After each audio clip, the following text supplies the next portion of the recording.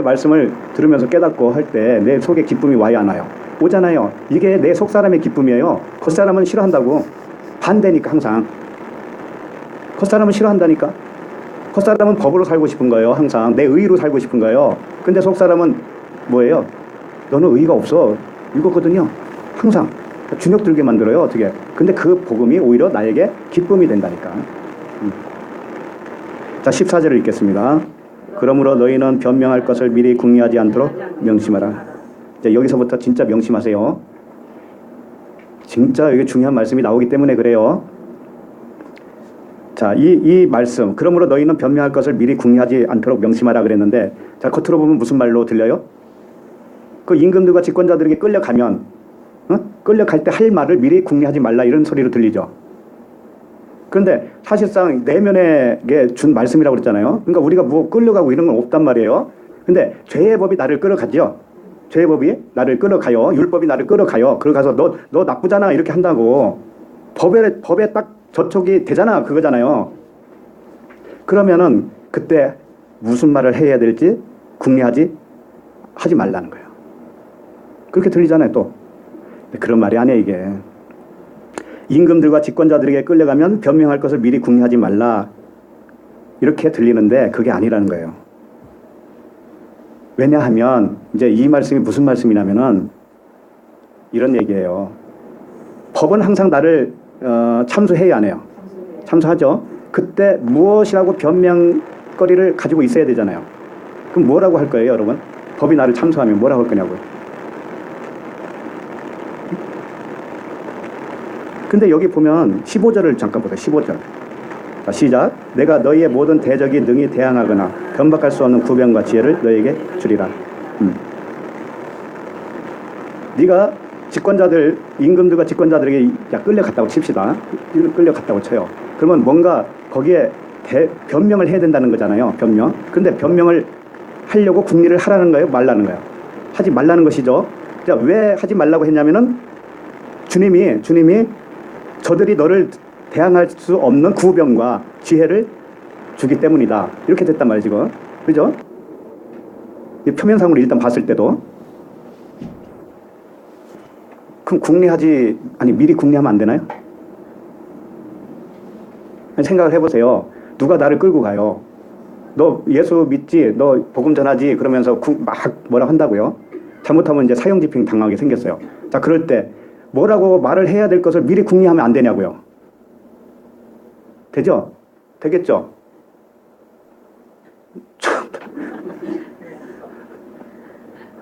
내가 저기 아랍 국가 어디라고가 그기가 이란? 이란이 좀 험악한가요? IS 있는데 거기 가서 이제 복음 전하다가 잡히면은 내가 뭐라고 변명해야 되겠다. 이거 미리 궁리하면 안 되나요? 궁리 당연히 하겠죠. 나 이거 복음 전하러 온 사람 아니고 또 거짓말도 해야 될 거 아니에요. 거기서 모면하려면은 그럼 그런 것도 하지 말라는 거예요. 지금 이 말씀 표면으로 보면은 하지 말래 그걸. 왜 하지 말라는 거예요? 내가 구변을 주겠다라는 거죠. 구변.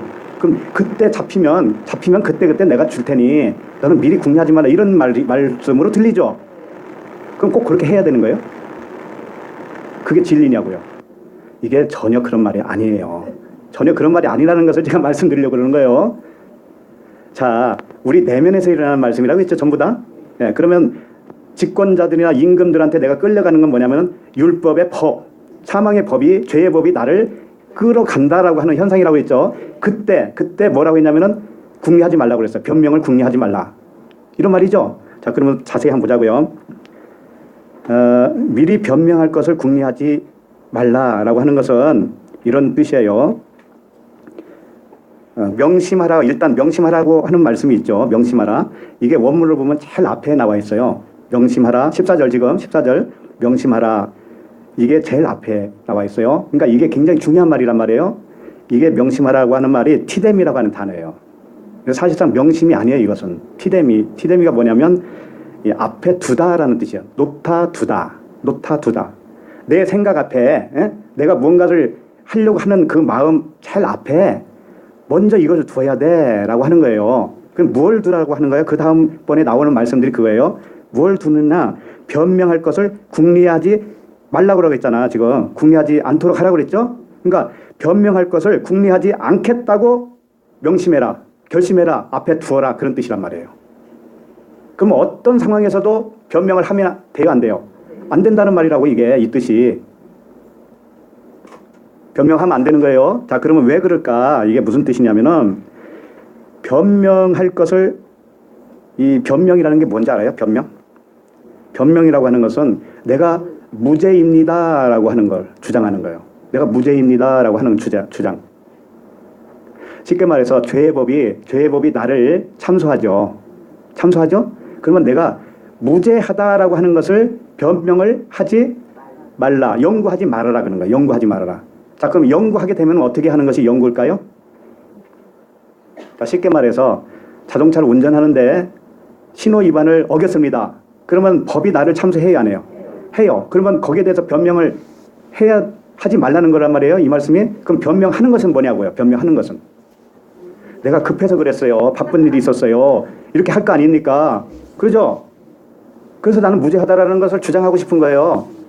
속도 위반을 했습니다. 너 왜 속도 위반했어? 법이 그렇게 나를 참소한다고요. 그러면 거기에 대해서 변명하는 게 뭐예요?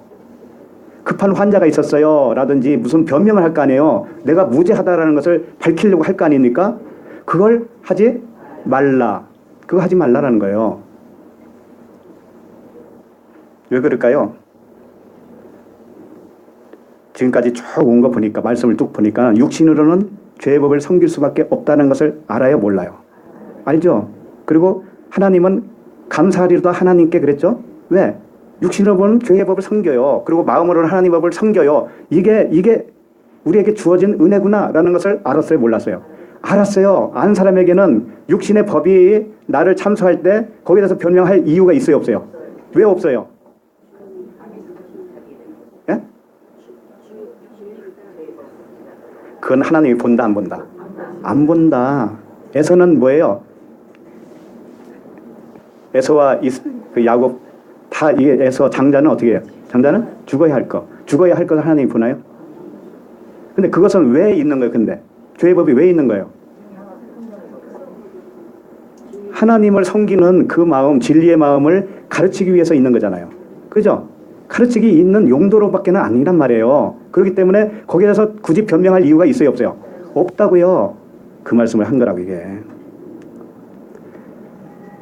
이 변명이라고 하는 것은 아폴로게오마이라고 하는 거예요. 자기 무죄를 변호하는 거예요. 이것을 연구하지 말아라, 그렇게 한 거예요. 그러니까 이런 거죠. 이게요, 우리들 세상 살아가면서 항상 일어나는 일이에요, 이게. 내 마음속에서 일어나는 일입니다. 이런 것이죠. 나는 법을 잘 지켰습니다 라고 하는 것이 뭐예요? 나는 무죄입니다 라고 변명한 것이죠. 이게 주님 앞에 온 그 젊은 관원의 이야기예요. 예수님께 뭐라고 했어요? 선생님, 어떻게 하면 영생을 얻을 수 있습니까? 그랬어요. 그랬더니 계명을 지키라 그랬어요. 그랬더니 내가 어렸을 때부터 다 지켰는데요. 이게 변명하는 거라고요. 자기 무죄를 지금 변명하고 있죠. 무죄를. 나는 이거 다 지켰는데요. 근데 하나님이 뭐라고 그래요? 주님이 너에게 한 가지 부족하다. 응? 그 한 가지가 진리예요, 진리. 그 네가 지켰다고 하는 그 모든 것이 진리 하나를 설명한 거거든. 근데 너는 그거 모르고 있잖아. 그러면 꽝이지. 그 이야기를 하신 거란 말이에요. 그래서 왜 행위에 대해서, 행위의 법이잖아요. 행위의 법에 대해서 나는 무죄한 것을 왜 궁리하느냐 이거죠. 응? 왜 연구하느냐 이거예요. 우리가 그러고 있었기 때문에 그래요. 사실은 하나님 앞에 한 순간순간 돌아간다는 걸 아셔야 돼요. 하나님 앞에 나의 의로움을 주장해요. 무얼로? 행위로. 하나님 앞에 내가 이렇게 했으니까 이거 잘했죠? 라고 주장하는 게 뭐예요? 나 무죄입니다 라고 하는 주장하는 거죠. 그러면 못한 거가 있을 때는 어때요? 마음이 어렵죠. 잘한 것이 있을 때는 마음이 어때요? 뿌듯하죠. 요게 뭐냐 하면은 궁리하고 있는 거예요. 그 자기 무죄를 궁리하고 있는 그런 모습이란 말이에요. 자, 한번 저기 욥기 35장을 보도록 하겠습니다. 욥기 35장 1절부터 4절.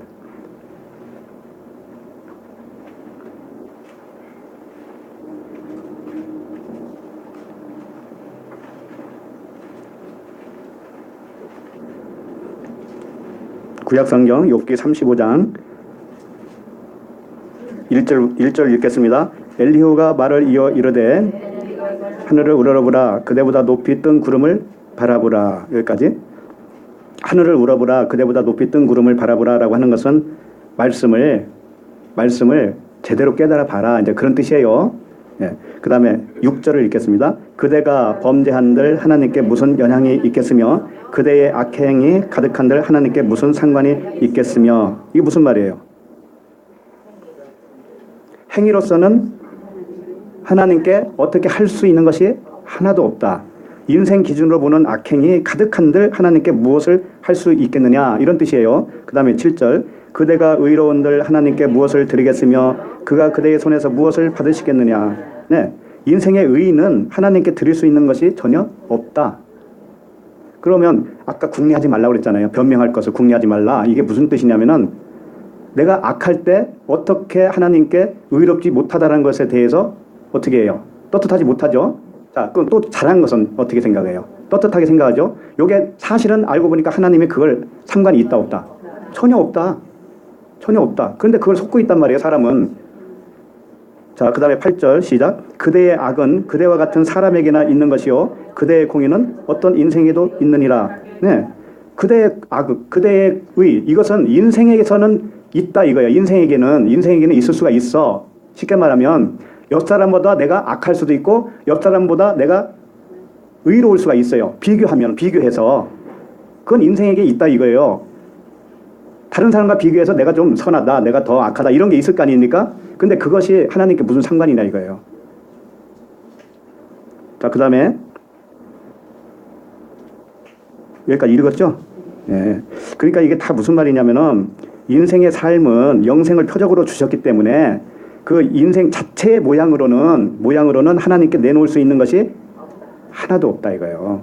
사람의 악하거나 의로운 모양이 하나님을 좌우할 수 있는 것이 아무것도 없다 이겁니다. 그런 말이에요. 그러니까 우리가 다른 사람과 비교했을 때는 내가 좀 의로운 것 같고 또 어떨 때는 내가 더 악한 것 같고 이런 경우는 있어요 없어요? 있어요. 그런데 이것이 아무리 내가 악한들 또는 내가 아무리 선한들 하나님께 보탬이 된다 안 된다? 이론도 보탬이 안 돼요. 이론도 안 된다고. 내 의로는, 그 행위의 의로는, 육체의 의로는 하나님께 이론도 보상받을 수가 없어요. 조금 500원 정도면 조금 나을 수가 있겠네. 네? 질문할 때 500원 필요하니까. 그런데 그런 그 실체를 내가 깨닫잖아요. 그러면 깨달은 그 마음은 가치가 얼마나 될까요? 1만 달란트, 1만 달란트. 그것을 깨달은 마음이 1만 달란트예요. 하나님께 상달되는 그 마음이라고. 성경은 항상 그 말씀을 하고 싶은 거예요. 이렇게 전부 내가 인정이 되어지는 것이 내 겉성전이 무너지는 거거든요. 무너지는 거예요. 근데 무너지지 않으면 어떻게 될까요? 전화를 한다고, 전화를. 누구한테? 이 집사. 김이박이니까 이제 김이박을. 박 씨가, 박 집사가 김 집사한테 전화를 해. 무슨 전화하는 줄 알아요? 오늘 교회 갔는데, 아유, 새로운 사람이 있는데, 성질이 얼마나 더러운지, 아우, 그 옆에 못 가겠어. 그런다고요. 그랬더니 그 김 집사가, 나 이 집사한테 그거 들어서 알아. 근데 박 집사 그 교회 어떻게 계속 다닐 수 있겠어? 그러는 거야. 그랬더니, 이거라도 전해주려면 내가 나가야 되잖아. 내가 파견인이네, 파견인. 자, 그러면 이게 도찐개찐 아니에요? 솔직히 말해서. 하나님 앞에는 이론도 보상받을 수 있는 게 아니에요. 예? 남 얘기하는 것은 아무 쓸데없는 거, 허구. 왜? 이 세상 일이 허구라니까, 통틀어서. 하나님은 그렇게 보고 있는데 왜 사람의 의로 그렇게 판단을 하고 왜 그걸 가지고 전해주고 기뻐하고 난리냐고요. 응? 그러면 자기가 의롭다는 걸 주장하는 거잖아요. 성질 나쁜데 이론이라도 보태준 적 있어요? 그 사람이 성질 나쁜데 이론이라도 보태줬냐고. 그 사람은 평생 동안 돈 들여서 만든 그 성질인데 돈이 얼마나 들었는데. 그잖아요. 하나님이 보시기에 좋다고 하는데 왜 너만 싫냐고. 예를 들어서 한 얘기입니다. 예를 들어서 한 얘기예요. 우리는 의로운 자가 아니에요. 겉으로는 의로운 게 하나도 없어요. 그걸 아는 사람만 의로운 자예요. 네. 자, 그런데 이런 질문을 또 할 수가 있어요. 그러면 악하게 살아도 하나님과 상관이 없고 의롭게 살아도 하나님 상관이 없다면 그러면 아무렇게나 살아도 되냐? 막 살아도 되느냐? 이런 질문을 할까요? 안 할까요? 해요. 근데 자기 하고 싶은 대로 살아치든가요? 아니, 길 가다가 한 10년 만에 친구를 만났어요. 자기가 만나고 싶어서 만났나요? 없어요. 우리 의의는 하나도 없고 내가 할 수 있는 것은 없는 거예요. 따지고 보면은. 그래서 이 질문에 대한 답이 다음 절에 있다는 걸 아셔야 돼요. 다음 절. 우리는 그런 마음이 있는 거예요. 그러면 이 세상이 무법천지네? 이렇게 생각하죠? 절대 그렇게 돌아가지 않는다는 것을 말씀하시는 말씀이 뭐냐? 그 다음 절이에요. 자, 15절 읽겠습니다. 내가 너희의 모든 대적이 능히 대항하거나 변박할 수 없는 구변과 지혜를 너희에게 주리라. 내가 너희의 모든 대적이 뭐예요? 법이죠. 이 세상의 법, 율법. 이 법에 대항하거나 변박할 수 없는, 그러니까 이 세상의 법이 나를 더 이상 참수하지 못하도록 구변과 지혜를 너에게 주겠다, 이런 말씀이에요. 자, 그러면 이 구변이라고 하는 것은 뭐냐? 이게 스토마라고 하는 것인데 입을 얘기하는 거예요. 입. 성경에서 입은 말씀을 의미해요. 내 입에서 무슨 말씀이 나오느냐? 율법이냐? 진리냐? 그 말씀이죠. 사도행전 8장 35절을 좀 봐야 될 것 같아요. 사도행전 8장 35절.